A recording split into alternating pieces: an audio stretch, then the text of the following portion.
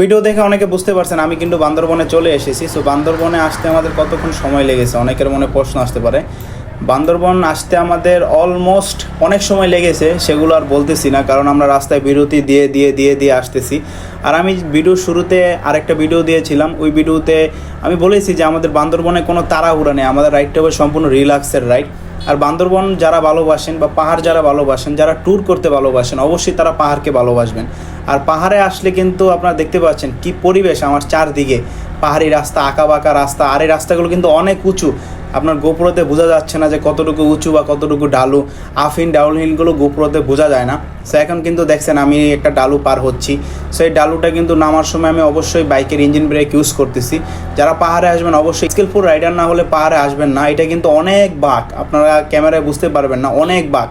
So আমার চারদিকে কিন্তু দেখতে পাচ্ছেন অনেক সুন্দর পরিবেশ। আর এখন বৃষ্টি হচ্ছে এরকম একটা পরিবেশে আমরা পাহাড়ে আসছি, মানে ফুল বর্ষাকালও না, ফুল আপনার দেখা যাচ্ছে রুক্ষ শুষ্ক কালো না, একটা মানে সমতল কাল। এই সময় আপনার বৃষ্টিও হয়, আবার সব পরিবেশ সমানভাবেই বিদ্যমান থাকে পাহাড়ে। আপনারা এখন বলতে পারেন আমার সামনে এই ব্যাগটা কিসের? এই ব্যাগটা ভাই আসলে অনেক একটা লম্বা কাহিনী আছে। আমরা যখন ট্যুরে আসবো তখন সিঙ্গেল চিন্তা ভাবনা ছিল যে আমার গাড়ি দিয়ে আমি আসবো, তারপর যে ভাইয়ের গাড়িটা আমি চালাচ্ছি এটা হলো 4B AVS। সো AVSটা দিয়ে উনি নিজে একা আসবে। তারপর আমার গাড়িটা নিয়ে আসতে পারলাম না, কারণ সুজুকি আমার কাগজটা দেয়নি। এই কারণে আমার গাড়ির ব্রেকিং পিরিয়ড অলমোস্ট শেষ হয়ে গেছে, কিন্তু কাগজ এখনও হাতে পাইনি। আপনারা দেখেন আমার চারদিকে পরিবেশটা, মানে অনেক, আপনার কি বলবো, মুখে বলে আমি আপনাদের শেষ করতে পারবো না যে কতটুক সুন্দর একটা পরিবেশ। মানে ইঞ্জিন ব্রেক এখানে যদি না করি দেখা যাচ্ছে আপনার ঝামেলা আছে। এই ব্রিজটা থেকে রাস্তাটার মানে অনেকটুকু ব্যবধান, ইঞ্জিন ব্রেক মাস্ট। আর ইঞ্জিন ব্রেক যদি কেউ না পারেন অবশ্যই পাহাড়ে আসার আগে শিখে আসবেন। আমার ইউটিউব চ্যানেলে ইঞ্জিন ব্রেক রিলেটেড ভিডিও আছে, যদি আরও চান আরও ভিডিও দিব কী করে ইঞ্জিন ব্রেক করতে হয়।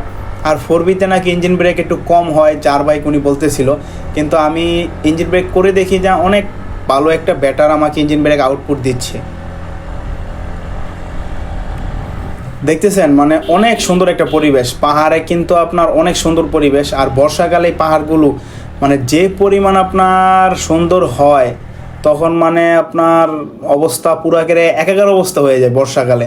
আর আগে থেকে বান্দরবনের রাস্তা অনেক ডেভেলপ হয়েছে। আমি এর আগে যখন 2022 সালে বান্দরবনে এসেছি, 21-22 সালে, মানে 21 সালের শেষে বান্দরবনে ঢুকেছিলাম, তখন 22 আর 21-এর মাঝামাঝি অবস্থায়। ওরকম সময় বান্দরবনের রাস্তাগুলো, আমি যে রাস্তা দিয়ে এখন চালাচ্ছি এই রাস্তাগুলি অনেক ভাঙা ছিল। আমার বাম সাইড একটু লক্ষ্য করেন, মানে আলহামদুলিল্লাহ যে পরিবেশ অনেক সুন্দর। আল্লাহ তাআলা যে কত সুন্দর জিনিস সৃষ্টি করেছে সেটা পাহাড়ে না আসলে আপনারা বুঝতে পারবেন না।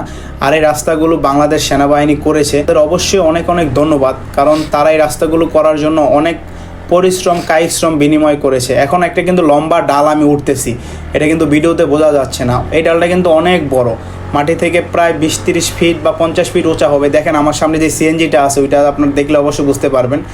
ডালটা কিন্তু অনেক উঁচু, মানে ডালটা উঠতে গেলে সচরাচর বাইকের প্রতি প্রেশার পড়বে। এটা যদি আমি যে আগের ভিডিওতে চালিয়েছি আপনার পালসার, সে পালসার হলে কিন্তু উঠতে একটু সমস্যা হতো। এটা আপনার 4B দেখে তাড়াতাড়ি উঠে গেছে। আর আমি যখন এর আগে এসেছিলাম তখন এই গ্রামে আমি কিন্তু ভাত খেয়েছিলাম, মানে গ্রাম বলতে এই স্থানটিতে আমি ভাত খেয়েছিলাম। এটার নাম হলো লুইসাম পাড়া। সো লুইসাম পাড়াতে আমি ভাত খেয়েছিলাম। সো এই বাড়িতে আমরা যখন এসেছিলাম তখন আমরা এই এলাকাতে ভাত খেয়ে তারপর এখান থেকে থানচির উদ্দেশ্যে বের হই। কন্ট্যাক্ট করা ছিল ভাত খাওয়ার। ইঞ্জিন ব্রেক তো সেই engine brake, Russell brake engine brake নাই। এটা তো আমারটাতে বেশি, আমার যে আগে ছিল আমারটাতে বেশি ইঞ্জিন ব্রেক।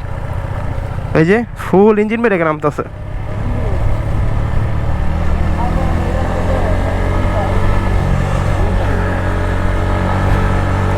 লিফান আমি চালাই না এখন পর্যন্ত, লিফান চালাইছি কিন্তু ওই যে ইঞ্জিন ব্রেক ইউজ করি নাই। 4Bতে ব্যাটার হয়, 4B সুজুকি জিক্সার মনোটন, তারপর আপনার পালসার আমি যেটা চালিয়েছি এগুলোতে ইঞ্জিন ব্রেক ব্যাটার হয় অন্য বাইক থেকে। এখন দেখেন যে এই ডালু উঁচু নিচুগুলো কিন্তু বোঝা যাচ্ছে না।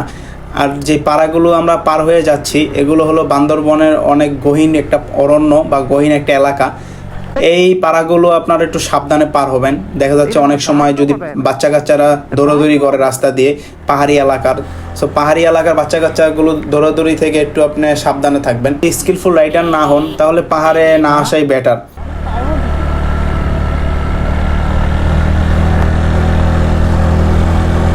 ভাই ভিউটা কিন্তু অস্থির ভাই, নিচের মাশাআল্লাহ। আপনারা ভিউটা দেখছেন, অনেক সুন্দর ভিউটা, অনেক সুন্দর। আল্লাহর সৃষ্টি আমার ভাই। পিছনের ভাইও বলতেছিল যে ভিউটা কিন্তু অনেক সুন্দর। বান্দরবন আসেই তো মানুষ এই ভিউটা দেখার জন্য। আর বান্দরবনের ভিউ কিন্তু আগে থেকে ফার ফার বেটার হয়েছে রাস্তাগুলোর কারণে। এই রাস্তাগুলো 2022-21 সালে এরকম ছিল না, নতুন পিচ দেওয়া হয়েছে। আমরা যখন এসেছি 2022 সালে তখন এরকম পিচ দেওয়া ছিল না, তখন এর থেকে ভাঙ্গা ছিল, রাস্তার কন্ডিশন আরও খারাপ ছিল। দেখা যাচ্ছে আপনার গুঁড়া গুঁড়া ইটের কণা ফালানো ছিল, এরকম একটা পরিবেশ ছিল। আর এই যে ওরকম উঁচু নিচু আইল্যান্ডগুলো একটু সাবধানে, উঁচু নিচু আইল্যান্ডগুলো দেখা যাচ্ছে আপনার বাইক অনেক উপরে উঠে যাবে, একটু সাবধানে যদি না যান তাহলে বড় ধরনের রিস্ক হওয়ার সম্ভাবনা আছে। আর উঁচু নিচু আইল্যান্ডগুলো থেকে কাইন্ডলি আপনারা চেষ্টা করবেন ব্রেক জোরে হার্ড ব্রেক না দেওয়ার জন্য। ম্যাক্সিমাম আইল্যান্ডের এদিকে দেখা যাচ্ছে আপনার বালি থাকে, সেই বালিতে যদি হার্ড ব্রেক করেন তাহলে চাকা স্লিপ করে পড়ে যাওয়ার চান্স আছে। আমাদের সামনেই ভিডিও স্টার্ট করার আগে 2টা বাইক পড়ে গিয়েছিল, তারপর আর ভিডিও করতে পারি নাই, কারণ তারা ওইখানে সাহায্য সহযোগিতার সময় দিতে হয়েছে, এই কারণে ভিডিও আর কন্টিনিউ করতে পারিনি। সো আপনারা আমার হাতের ডান দিক দিয়ে একটা রাস্তা দেখছেন, এই রাস্তাটাও নতুন হয়েছে। এই রাস্তা দিয়েও কিছুদিন পর পিচ ঢালাই হয়ে যাবে। আশা করি পরবর্তীতে যদি আমার কোনো বাইক নিয়ে আসি তাহলে আপনাদের দেখাতে পারবো। সো আপনারা কিন্তু বুঝতে পারেন পাহাড়ি এলাকা যারা রাইড করে তাদের কতটা স্কিল। মানে আমরা আসলে 2-1 দিনের জন্য আসি পাহাড়ে, আর যারা পাহাড়ে প্রতিনিয়ত রাইড করে, প্রতিনিয়ত এলাকায় বাইক চালায়, তাদের কত একটা স্কিলফুল এলাকা। সো আপনার এদিক দিয়ে প্রথম আমি ভাবছিলাম তিন্দু এদিক দিয়ে, এই যে এই যে এই যে এই যে তিন্দু, এটা না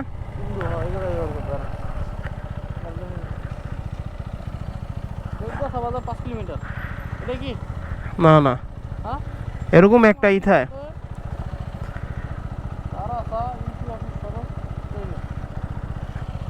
অনেক হিলে অনেক হিলে হ্যাঁ ভাই একটু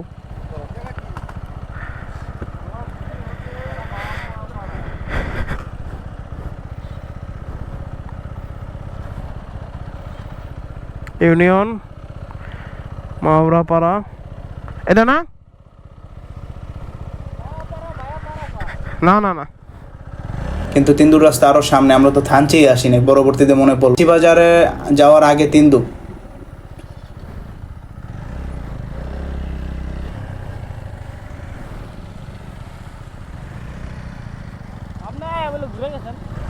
আর এরকম একটা ইথায় রে ভাই। সো পরিবেশটা দেখছেন পাহাড়ের। আমি ভেবেছিলাম যে হাতের ডান দিকে তিন্দু হতে পারে, কারণ আমি এর আগে যখন এসেছিলাম তখন রাস্তার ভিতরে এমন একটা লোগো দেওয়া থাকে যে তিন্দু। সো তিন্দু আপনারা যদি আসেন অবশ্যই দেখবেন যে হাতের বাম দিকে একটা লোগো থাকে তিন্দু। সো তিন্দু আপনারা যদি যেতে চান অবশ্যই হাতের বাম দিক থেকে যেতে হবে।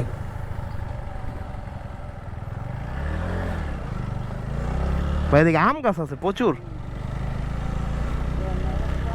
খালি আম আর আম, প্রচুর আম, আঁকা বাঁকা রাস্তা। দেখতে পাচ্ছেন চারদিকে কিন্তু পাহাড়ের আঁকাবাঁকা রাস্তার মাঝখানে আম গাছ আছে।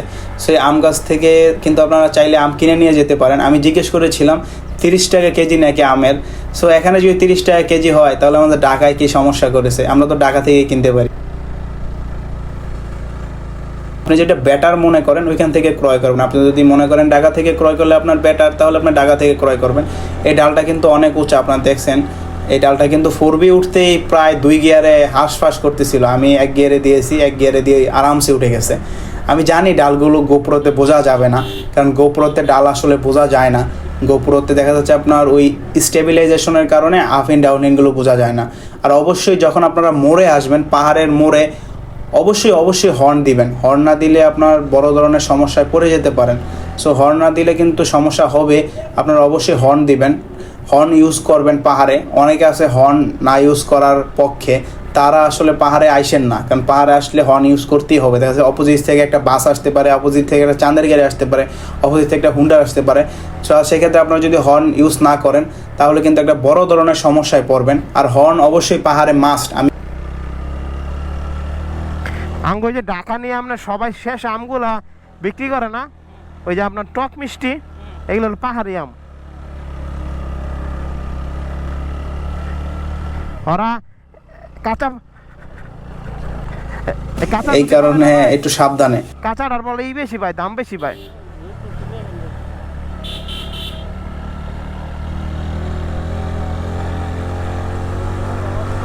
আপনারা যারা আসবেন, যারা সচরাচর পাহাড়ে রাইড করে অভ্যস্ত নন, একটু সাবধানে রাইড করবেন।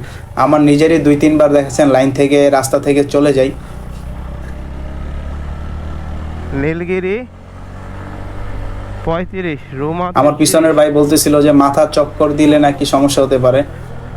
কিন্তু